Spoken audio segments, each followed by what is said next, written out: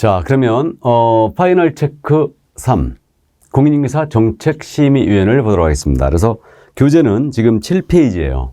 교재 7페이지. 이 부분에 대해서는 뭐 작년에 지금 출제를 했고요. 그래서 이게 원래 짝수의 문제거든요. 그렇기 때문에 올해는 출제 가능성이 좀 높아 보이지는 않습니다. 그럼 우리는 고득점 과목이죠. 그래도 이제 정리를 하고 갑니다. 자, 그럼 문제가 어떻게 나올 건지 한번 예상을 해볼까요? 7번 문제 보겠습니다. 7번 문제. 공인인증사 정책심의위원회와 관련한 설명으로 옳은 것은 그랬습니다. 자, 그러면 정책심의위원회. 공인인증사 정책심의위원회는 국토교통부에 두고, 맞죠? 여기까지 두고, 이 위원회 임기는 3년으로 한다. 그러면 이거 정확하게 따지면요. 정책심의위원회는 국토교통부에 둘 수 있고 그래야 되죠. 둘 수 있고, 위원회 임기는 3년으로 한다. 아시죠? 위원회 임기 3년이 아니고 2년으로 한다. 그죠? 2년. 유일하게 이 위원회 임기가 3년 가는 게 주택상가 임대차 분쟁조정위원회예요. 거기가 임기가 3년이죠. 그거만. 나머지는 다 2년이다. 그렇게 이해하시면 돼요. 자, 다음 2번입니다. 심의위원회 위원장 1명을 제외하고 X 나와버려야 돼요. 위원장 1명을 포함하여. 포함이죠, 다. 7명 이상 11명. 18로 기억했죠? 이건 맞았죠. 그래서 2번 주문 틀렸고. 3번. 위원장 국토교통부 장관이 되고. 틀렸죠? 국토교통부 제1차관이 되고. 위원은 국토교통부 장관이 임명유축한다. 후단은 맞았죠? 이게. 위원회 임명유축은 국장이 합니다. 그리고 위원장은 국토부 1차관이 당연직으로 해요. 다음 4번입니다. 위원장은 심의위원 회의를 소집하는 회의 개최 며칠 전까지 7일 전이죠. 그래서 우리가 인자야 전등 소등 암기하고 있어요. 이게 7일짜리죠. 이 소집 통지 7일 전이에요. 회의 일시 장소만 건을 각 위원에게 통보해야 된다. 틀렸습니다. 다만 긴급 사유가 있는 때는 전날까지만 통보하면 되는 거죠. 다음 5번입니다. 국토교통부 장관은 위원이 지책사유에 해당한 때에도 불구하고 회피하지 아니한 경우는 해당 위원을 해촉할 수 있다. 국토부 장관은 해촉할 수 있다. 이게 체크포인트죠. 예, 그러니까 맞습니다. 그래서 이제 제척에 대한 부분이 있지 않습니까? 관련자면 제척사유에 걸리는 거다. 그러니까 그 관련자라는 게 위원이 안건의 당사자가 됐다든가 안건 당사자가 법인이었는데 그 법인의 임원이었다든가 또는 자문을 했다든가 감정을 했다든가 용역을 했다든가 대리했다든가 이게 모두 관련자죠. 그러니까 당연히 거긴 위원은 그 안건 심의에 참여하면 안 돼요. 그럼 스스로 회피해야 되는데 안 했잖아요. 그럼 해촉할 수 있죠. 이렇게. 자, 그래서 정답은 몇 번? 예, 5번이었습니다. 자, 그러면 이제 공인인증사 정책심의위원회 심의 의결사항을 짚어보겠습니다. 심의 의결사항. 그래서 이거는 여러분들이 이제 어느 정도 감을 잡고 있어야 되는데 꼭 암기할 필요 있는 사항은 아니에요. 그래서 읽어봤을 때 해당하느냐 안 하느냐 정도만 주의하면 되는데 자격 취득에 대한 사항을 여기서 결정하죠. 맞습니다. 그럼 이때는 이거 자격 취득에 대한 사항만 시도지사는 이거 팔로우하라고 그랬죠? 기억나요? 시험 등 자격 취득에 대한 사항을 여기서 결정했다. 심의하면 이거는 시도지사는 팔로우하라고 그랬고 중개업 육성 맞고 중개보수 변경도 맞고 손해배상 책임의 보장 등에 관한 사항 보증금액을 높인다. 전부 다 여기서 심의하죠. 또 국토부 장관이 직접 시험을 시행하거든요. 그럼 여기 먼저 의결 거쳐야 되죠? 의결 거치게 돼 있고 알고 있죠. 당해년도 시험을 시행하지 않는다. 그럼 여기 의결 거치게 돼 있어요.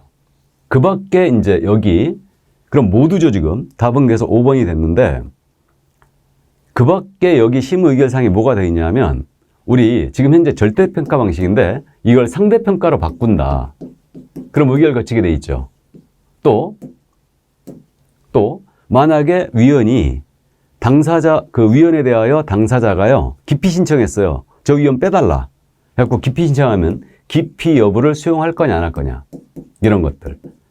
그 다음에 그 여기 정책심의위원회 운영에 필요한 사항은 위원장이 정하는데 위원장이 정할 때 여기 의결을 먼저 거쳐야 되죠. 그렇게 돼 있습니다. 그래서 이런 것들 이게 바로 심의 의결사항이다. 그렇게 이해하시면 되겠네요. 이게. 자, 그래서 이제 8번, 5번이 정답이었습니다. 그래서 정책심의위원회와 관한 문제, 두 문제를 확인해 봤어요. 자, 그러면 이제 두 문제 확인해 봤고, 문제를 한번 이론을 한번 정리해 볼까요?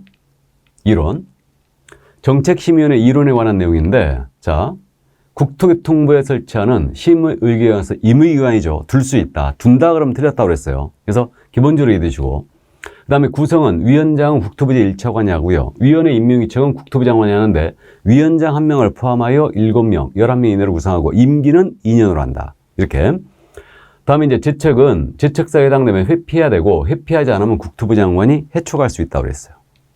자, 그리고 요 심의사항에 대해서는 별도로 암기하지 말고 감만 잡아두는데 자격 취득에 대한 사항을 심의결했을 때 시도의사는 2의 8로 하라고 그랬죠. 나머지 말씀드렸고요. 그 다음에 이제 제적위원 과반수 출석으로 개의하고 출석위원회 과반수 찬성으로 의결하는 거죠. 예, 그래서 맞고요. 그 다음에 소집 통보 7일 전까지 하고 긴급사유관 때는 전날까지 통보하면 돼요. 자, 그리고 이제 운영에 필요한 사항은 자율성을 존중하면서 의결을 거쳐서 위원장이 정한다고 했습니다. 알아보시겠죠? 자, 그리고 이제 출석위원회는 공무원위원을 지휘하고 수당과 여비를 지급할 수 있어요.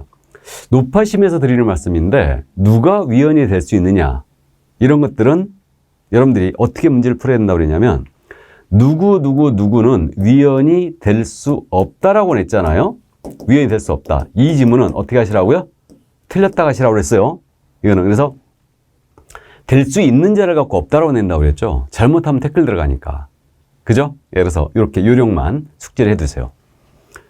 자, 그래서 공인인사 정책심의위원회에 대한 사항을 봤습니다. 그러면 이제 넘어갈까요? 공인인사 제도로 넘어갑니다. 교재 8페이지예요.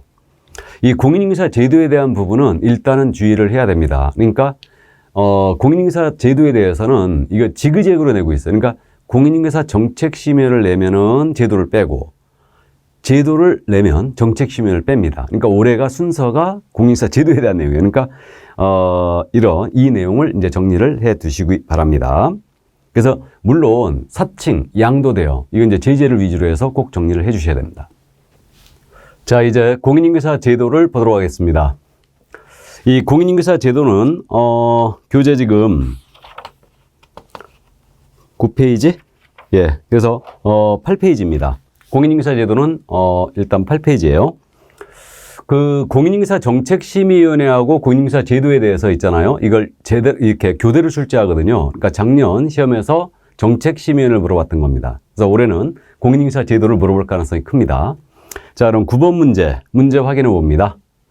시험 제도에 대한 사항인데 옳은 것 그랬습니다. 옳은 것.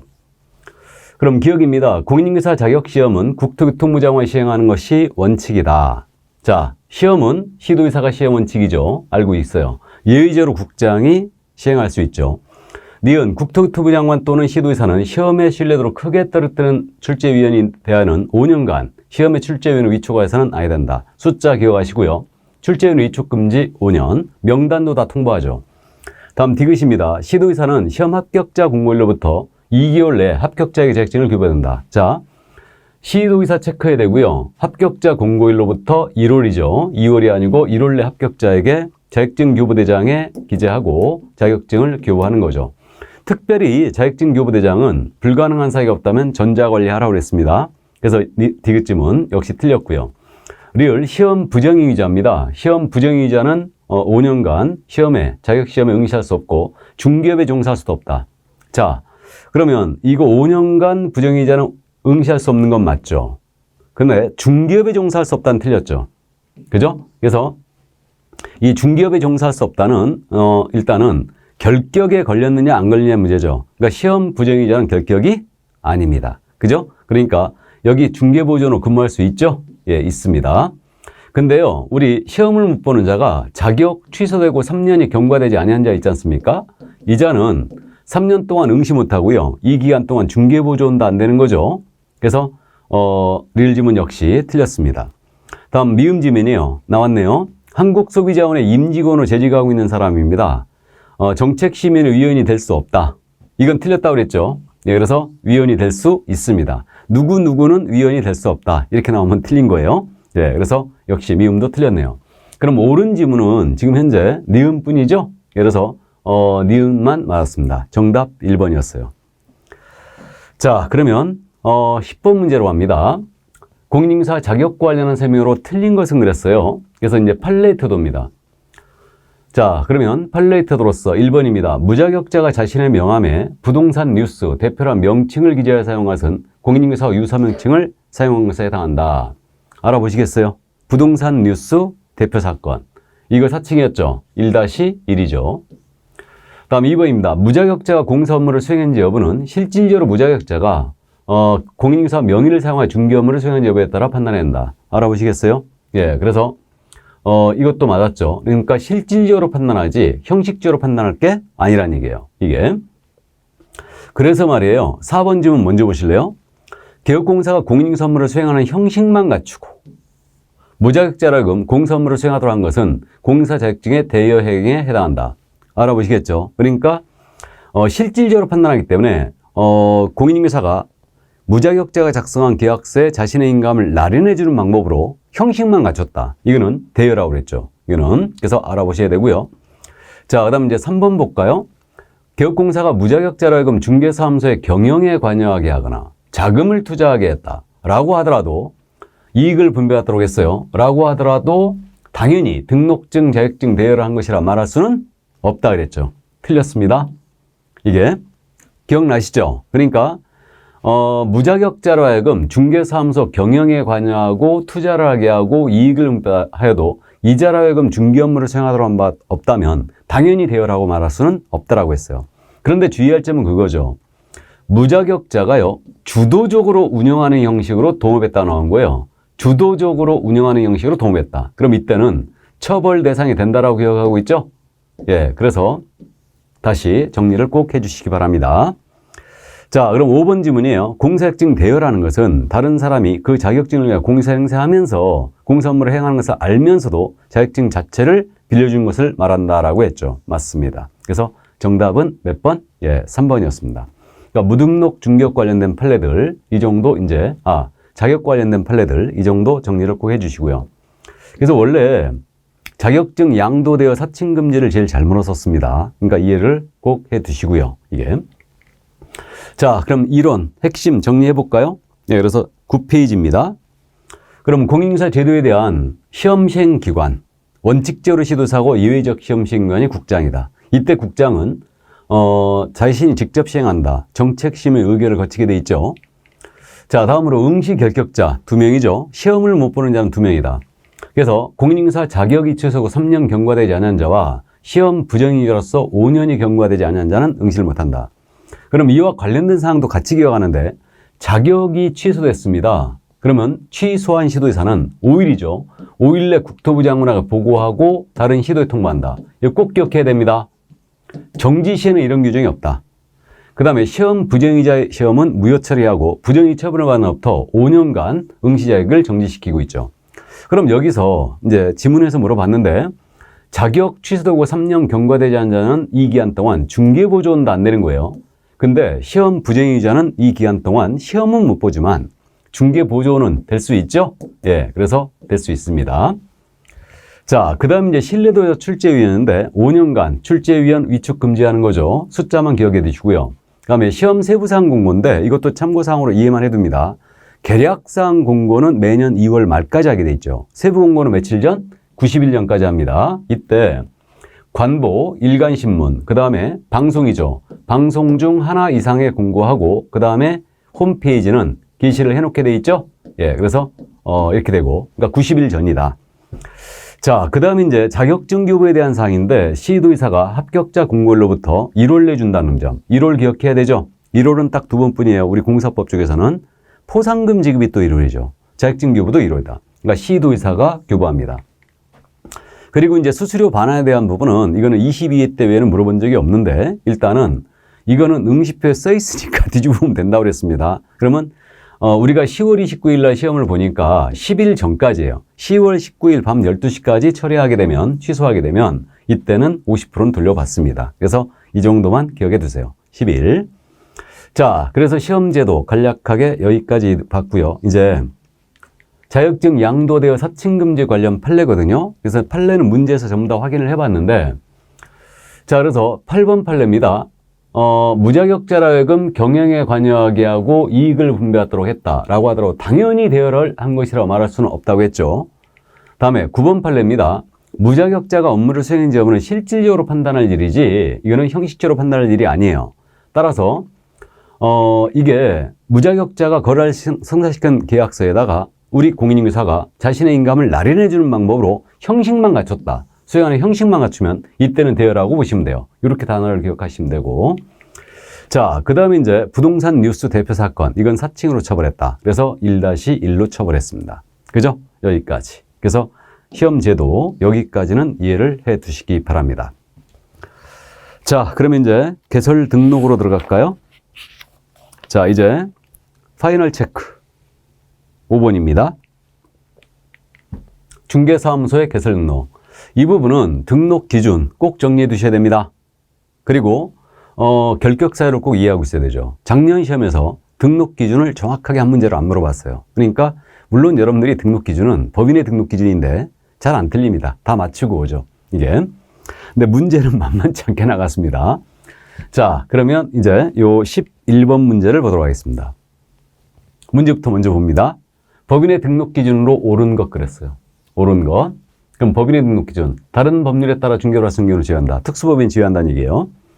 중개업만을 영위할 목적으로 설립돼야 한다. 틀렸죠? 법정 업무라고 하거나 아니면 법제 14조가 정한 업무라고 하거나 그래서 중개업만 영위할 목적으로 설립돼야 한다. 틀렸어요. 6개 업무 더할 수 있죠? 예, 그래서 6개 업무를 더할 수 있다. 그래서 틀렸고 대표자를 제외한 임원 사원의 3분의 3명이라면 최소한 1명 공세된다. 맞죠? 그러니까 3명 중에 1명 공세된다고 했어요. 그래서 2번 바로 정답이에요. 그죠? 예, 정답 나왔고 2억 원 이상의 보증을 설정한다. 이게 이제 함정이었죠. 이게. 그래서 법인이 2억 이상 보증 설정하는 거 맞잖아요. 그럼 분명히 맞았잖아요. 2번도 맞고 3번도 맞고. 그럼 설문을 다시 보라고 했죠. 이게 스킬이에요. 그러니까 등록 기준을 지금 물었기 때문에 보증 설정은 등록 기준이 아닙니다. 그래서 2번 틀렸어. 3번 틀렸어요. 그죠? 등록 기준이 아닙니다. 4번 상법상 주식회사이거나 틀렸죠. 상법상 주식회사이거나 틀렸습니다. 상법상 회사이거나 협동조합 기본법에 따른 사회적 협동조합이 된다. 이것도 틀렸죠. 예를 들어서 사회적 협동조합은 등록할 수 없습니다. 꼭 이해하고 있어야 되고요. 다음에 건축물 대장이전 건물의 중개사무소 확보 계획을 수립한다. 우리 계획으로 들어가는 거 없다고 했죠. 확보를 해 놔야 됩니다. 다만 대장 기재가 안 돼 있을지라도 준공이 떨어진 건물은 예외적으로 설치할 수 있다. 그래서 틀렸습니다. 자, 그래서 여기까지. 그러니까 이게 법인의 등록 기준이었습니다. 그래서 기본 문제였고요. 꼭 이제 맞추고 오셔야 됩니다. 이거는. 그럼 12번 문제, 이제 절차적인 문제를 같이 봅니다. 그러면 등록 관련한 설명으로 틀린 것은 그랬어요. 이건 절차를 연결한 문제입니다. 1번이에요. 공인인증사 소속공사 제외한다. 또는 법인이 아닌 자는 중개사무소에 개설 등록을 신청할 수 없다. 9조 2항 조문이죠. 최근에 아주 잘 내고 있고. 그럼 소공사 제외한다는 말은 우리 소공은 등록 신청할 수 없다라는 얘기죠. 그죠? 자, 그래서 1번 맞고요. 2번입니다. 지역농협이나 변호사도 중개사무소의 등록 기준을 적용받는다. 틀렸죠, 일단. 그래서 뭐 시험에서는 개별적으로 물어보는데 이건 연습인지라 지금 한 문장에 제가 욕심이 많아서 한 문장에 같이 물어봤는데 지역농협은 등록 기준을 적용하지 않잖아요. 그죠? 근데 변호사는 등록 기준을 적용하죠. 그러니까 이제 후단은 맞았어요. 그러니까 지역농협 때문에 틀렸어요. 2번 지문은. 그래서 변호사는 등록 기준 적용해요. 자격증이 있어야 된다는 얘기죠. 그래서 2번 틀렸고. 그럼 정답 됐고요. 3번입니다. 중개사무소에 등록을 신청한 자는 전자적 방법으로 확인 가능하고 조치한 경우를 제외하고 실무교육 수료증 사본을 신청서에 첨부해야 된다. 맞죠? 그래서 사무소 확보 증명서로 들어와야 되고요. 그 다음에 여권용 사진 들어와야 되죠. 여권용 사진이 들어와야 되고요. 자, 그래서 이렇게 그 실무교육 수료증 사본도 원칙적으로 내게 돼 있죠. 내국인은 결격에 해당하지 아님을 주면서 안 내죠. 외국인만 낸다. 외국 법인은 국내 영업소 등기 서류까지 같이 내야 된다. 자, 그다음 이제 4, 5번은 이해만 해 두시는데 등록을 신청한 자는 시군 자치구 조례가 정하는 바에 따라 수수료를 납부해야 된다. 이거 맞죠? 그래서 등록 신청 수료. 조례가 정하는 바에 따른 수료다. 국토비령이 아니에요. 그래서 그 점을 주의해 주시고 등록관청은 등록사항을 다음 달 10일이죠. 다음 달 10일까지 협회에다 통보하게 되어 있죠. 그래서 협회 통보사항도 우리가 기억을 해줘야 됩니다. 그래서 정답은 2번이었어요. 자, 그러면 이제 13번 문제로 볼까요? 무등록 중개업에 대한 설명으로 옳은 것은 그랬습니다. 옳은 것. 자, 그럼 1번입니다. 공인인사 자격이 없는 자가 등록을 하지 않은 채 중개업을 하면서 중개의뢰인과 체결한 중개부수임 약정이 당연 무효가 되는 것은 아니다. 자, 그럼 무등록 중개업 관련 판례를 한 번쯤 정리하자는 건데, 공인중개사 자격이 없는 자가 등록을 하지 않은 채 중개업을 한다. 이게 무등록 중개업이죠. 그러면 이 약정은, 부수약정은 무효죠. 그래서 틀렸습니다. 그런데 2번 질문. 공사력이 없는 자가 우연한 기회에 단 1회라고 나왔어요. 타인 간의 거래 행위를 중개하고 그에 따른 보수약정을 했다. 이 약정이 당연 무효가 되는 것은 아니다. 너무 과했을 때는 감액된 보수만 청구할 수 있죠. 예, 그래서 역시 틀렸습니다. 그러니까 이 두 개를 나란히 배치한 이유를 아시죠? 대비하에 정리하시라는 얘기예요. 다음 3번입니다. 무등록 중개업자의 중개행위는 위법함으로, 그런 거 맞죠? 당해 중개행위로 인한 거래 당사자 간 계약은 무효이다. 틀렸죠? 그래서 계약이 무효가 되는 것은 아니고 등록이 적법 요건에 불과하기 때문에 계약 자체는 유효하다. 그죠? 그럼 이자는, 무등록 중개업자는 3-3으로 처벌하고 이자를 꼰질리면 포상금 준다는 것도 알고 있죠? 자, 그래서 역시 3번 질문 틀렸고 4번입니다. 공인인사 명의로 등록되어 있으나 실제로는 공사가 아닌 자가 주도적으로 운영하는 형식으로 동업하여. 나왔죠?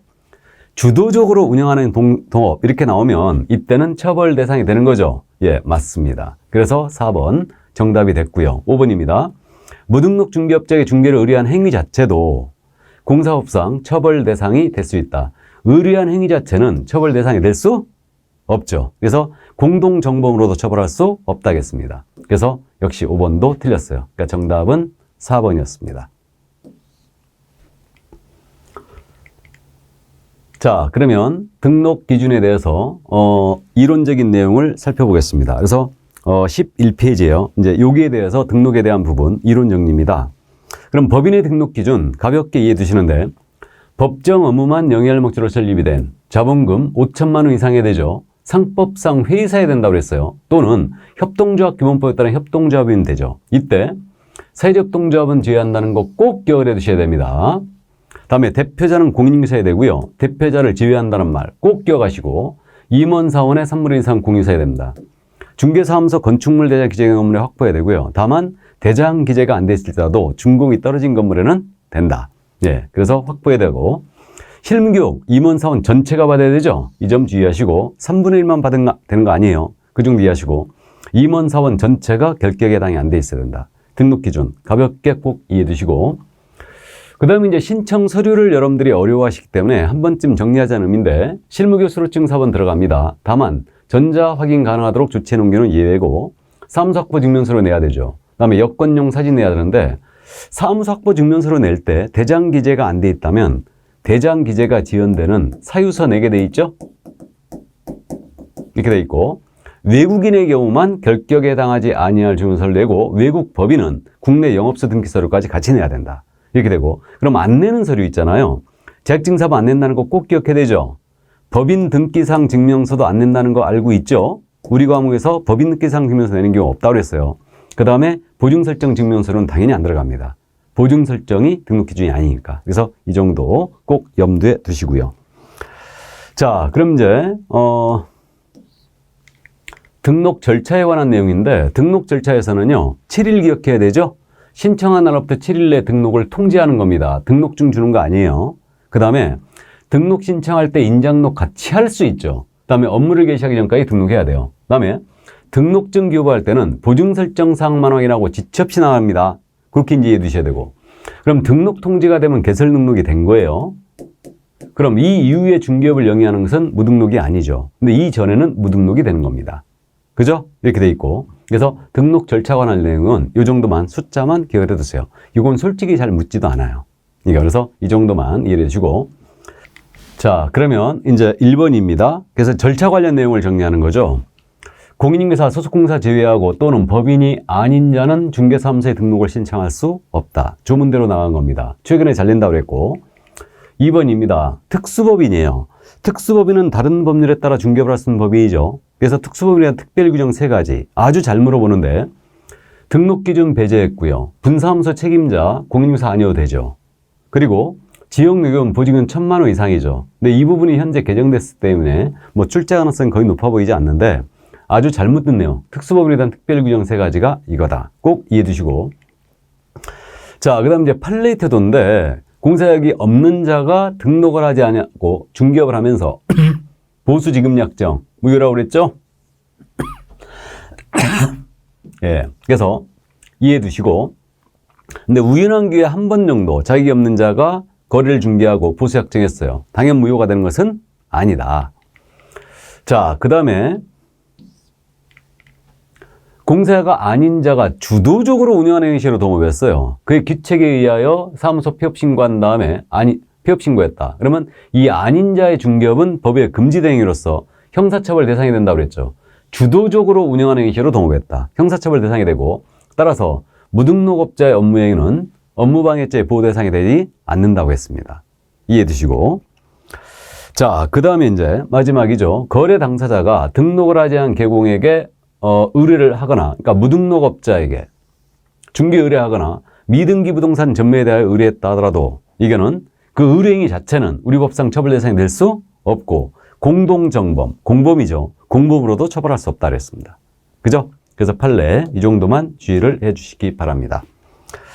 자, 그 다음에 이제 요 협회 통보 사항이 있죠. 그래서 이제 단순 암기 사항인데 우리 협회 통보 사항은 등신으로 암기했어요. 등신. 등록사항과 신고사항을 모두 통보한다. 그러면 이 등록사항은 등록증이 교부가 됐을 때, 그죠? 다음에 등록 취소나 업무정지 때렸을 때. 그러면 등록증 재교부 사항은 협회 통보 사항이 아닙니다. 처음에 나갔을 때 통보하는 거 맞죠? 그 다음에 이제 이거 자격 취소나 자격 정지도 당연히 이거 아닙니다. 이렇게 돼 있고요.